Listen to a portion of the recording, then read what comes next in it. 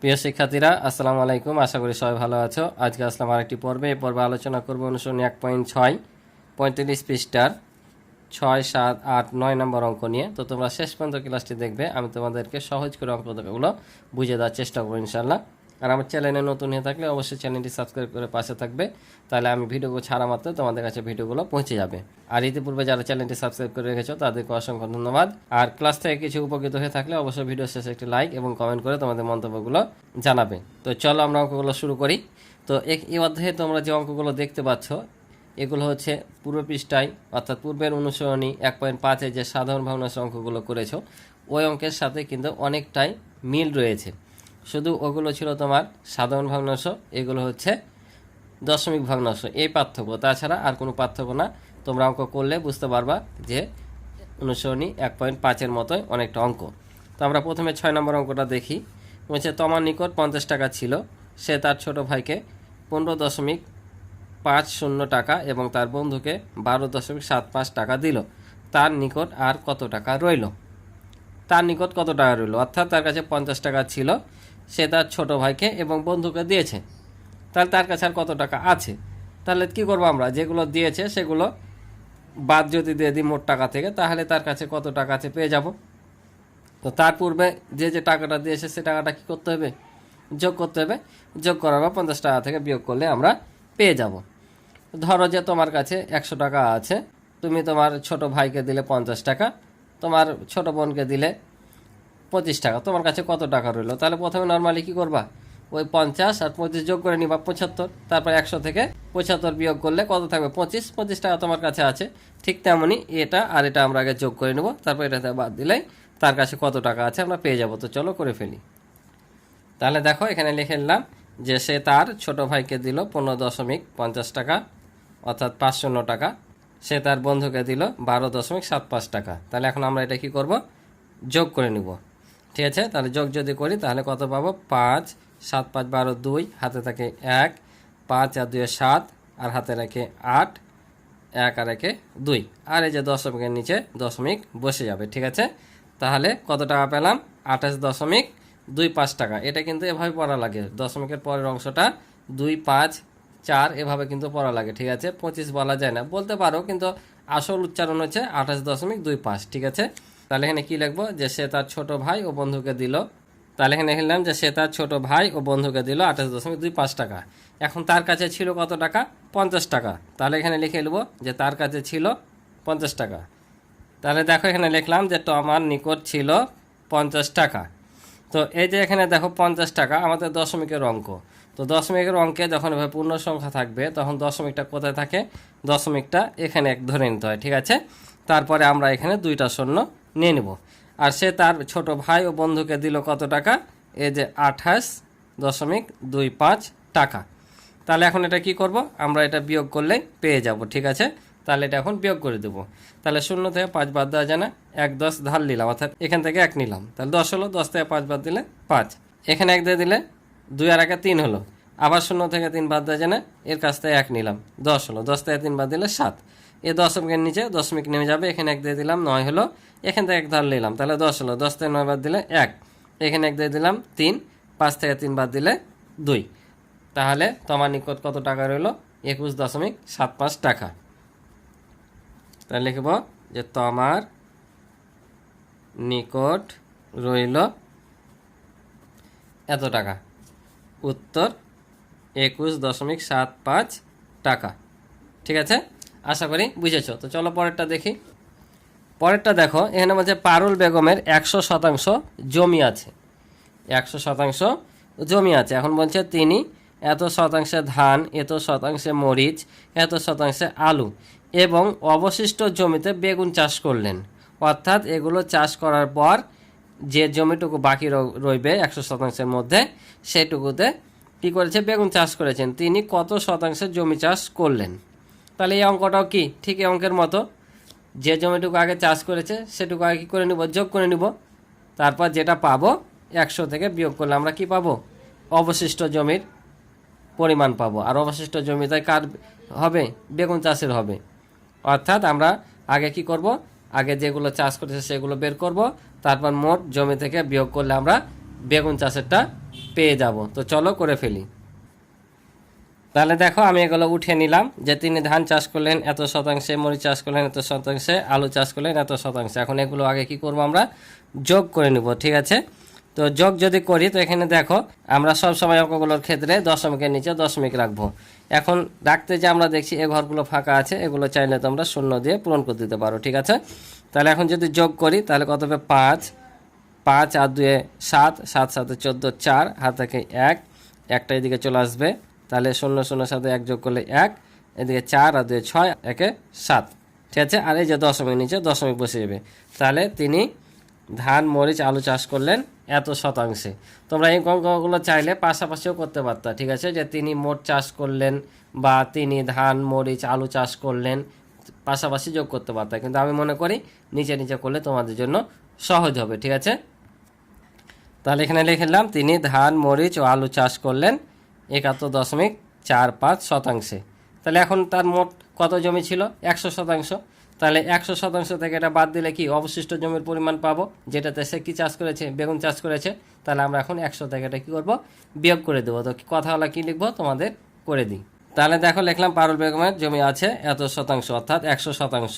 100-র পরে দশমিক দিয়ে 2টা শূন্য নিলাম এই যেটার সাথে মিলানোর জন্য। ঠিক আছে, তিনি ধান মরিচ ও আলু চাষ করলেন এত শতাংশ। বুঝতে পারছো, তোমরা কিন্তু চাইলে এটা পাশাপাশিও করতে পারতা, লিখতা যে অবশিষ্ট জমির পরিমাণ 100 থেকে এটা বিয়োগ করতে পারতা।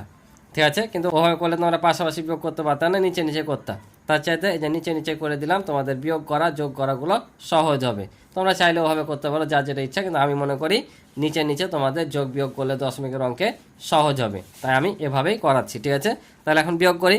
তাহলে আবার এক ধার নিলাম 10, 10 থেকে 5 বাদ দিলে 5, এখানে 1 দিলে 5 হলো, আবার 1 10 ধার নিলাম, 10 থেকে 5 বাদ দিলে 5, দশমিক দশমিক, এখানে 1 দিয়ে দিলাম 2 হলো, আবারও 1 নিলাম 10 হলো, 10 থেকে 2 বাদ দিলে 8, এখানে 1 দিয়ে দিলাম 8 হলো, 10 থেকে 8 বাদ দিলে 2। তাহলে তার অবশিষ্ট জমির পরিমাণ কত, এত শতাংশ। তাহলে এখানে লিখলাম যে অতএব তিনি বেগুন চাষ করলেন এত শতাংশ, কারণ অবশিষ্ট জমিতে তিনি কি করেছে, বেগুন চাষ করেছেন। তাহলে আমাদের উত্তর হচ্ছে 28.55 শতাংশ। আশা করি তোমরা বুঝতে পারছো। তো চলো আমরা পরের অঙ্কটা দেখি। এবার দেখো 8 নম্বর বলছে 1 ইঞ্চি সমান 2.54 সেন্টিমিটার হলে 8.5 ইঞ্চি সমান কত সেন্টিমিটার। উত্তর কি চেয়েছে আমাদের, কত সেন্টিমিটার। যেটা উত্তর চাই সেটা কোন পাশে থাকে, ডান দিকে। তো এটা কি করতে হবে নর্মালি বলো তো, বলছে 1 ইঞ্চি সমান হচ্ছে 2.54 সেন্টিমিটার। তাহলে 8.5 সমান কত, তা 8.5 সমান কম হবে না বেশি হবে? 1 ইঞ্চি সমান যদি এত হয়, 8.5 ইঞ্চি সমান কি বেশি হবে না? বেশি হবে। আর রৈখিক নিয়মে যদি বেশি হয় তাহলে কি করতে হয়, গুণ করতে হয়। তাহলে আমরা এটার সাথে এটা গুণ করে দেবো। তো লিখবো কীভাবে, লিখবো 1 ইঞ্চি সমান এত সেন্টিমিটার, অতএব 8.5 ইঞ্চি সমান গুণ করে দিলে আমাদের হয়ে যাবে। তো চলো করে ফেলি। তাহলে দেখো আমরা লিখলাম যে 1 ইঞ্চি সমান এত সেন্টিমিটার, অতএব 8.5 ইঞ্চি সমান এত সেন্টিমিটার। তাহলে এখন আমাদের এটা গুণ করলে জাস্ট হয়ে যাবে। তো চলো আমরা গুণটা কীভাবে করব দেখি। তো আমরা যখন গুণ করব আমরা জানবো প্রথমে কোনো দশমিক নাই, যেভাবে আমরা গুণ করি সেভাবে গুণ করে নেব। ঠিক আছে, দশমিকটা আমরা পরে বসাবো। তাহলে 4 5 20, হাতে থাকে 2, 5 5 25, আর 2 27। ঠিক আছে, হাতে থাকে 2, 5 9 10, আর 2 হচ্ছে 12। একটা শূন্য নিব, 10-এর ঘরে স্থান দিয়ে গুণ করছি তাই। 4 8 32, 32-এর 2, হাতে থাকে 3, 5 8 40, আর 3 43, 43-এর 3, হাতে থাকে 4, আর 2 16, আর 4 হচ্ছে 20। তাহলে যোগ যদি করি 0 9 5 1 2। এখন দশমিক বসাবো। তো দশমিক কিভাবে বসাবো, আমরা দেখে নিব যে টোটাল কতগুলো ঘরের আগে দশমিক আছে। তো এখানে দেখো 2 ঘর আগে দশমিক আছে, অর্থাৎ 2 অঙ্ক আগে। আর এখানে কয়টা, একটা। তাহলে এই 2টা আর একটা মিলে কয়টা হলো, 3টা। তার মানে আমাদের এখানে 3 অঙ্ক আগে বা 3 ঘর আগে দশমিক দিতে হবে। তাহলে 1 2 3, তার মানে এখানে হবে। তাহলে আমরা কত পাচ্ছি, 21.590। তো এই শূন্যটার আমরা নিব না, আমরা সরাসরি এখানে বসে দেবো 21.59 সেন্টিমিটার। ঠিক আছে, সেন্টিমিটার, এটাই হবে আমাদের উত্তর। বুঝছো, আশা করি তোমরা বুঝতে পারছো। তাহলে উত্তর হবে এত সেন্টিমিটার। তো চলো পরের অঙ্কটা দেখি।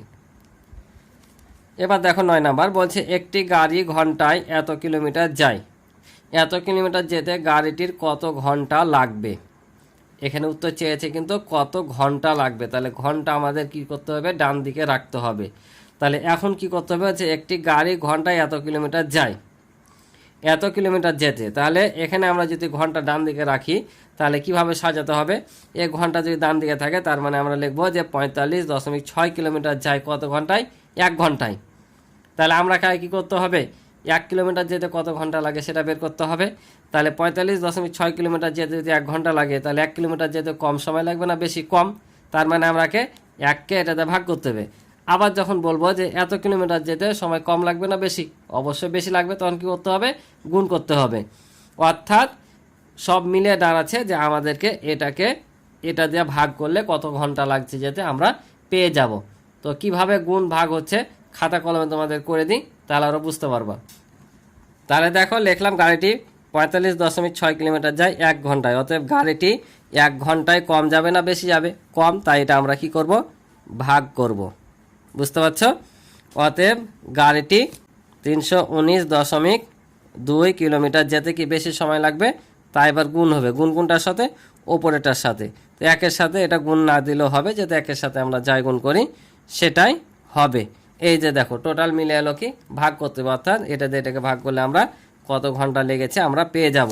তো অঙ্কটা তোমরা কিভাবে করবা, এটা তোমরা সরাসরি ভাগ, যেহেতু এখানে দশমিক আছে একটু জটিল হবে, আমরা এখানে দশমিক উঠিয়ে ভাগটা করব, ঠিক আছে? তো কিভাবে উঠাবো, আমি প্রথম পর্বে শিখেছিলাম যে এই জিনিসটা যখন আমরা এখানে করব, দশমিক উঠাবো, আমরা এটা নিয়ে নিব। এটা নিয়ে নেওয়ার ফলে এখানে আমি একটু ফাঁকা রাখলাম, যেহেতু এই সংখ্যাটা বসাবো।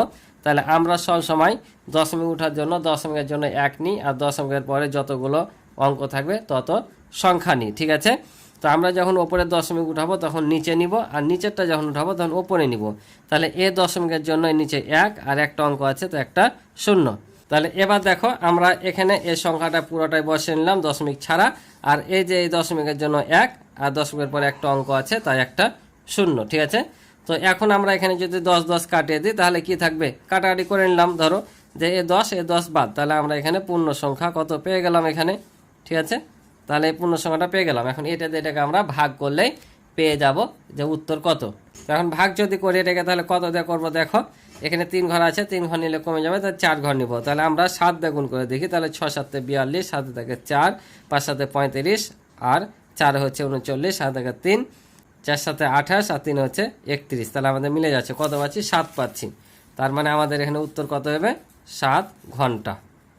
বুঝতে পারছো?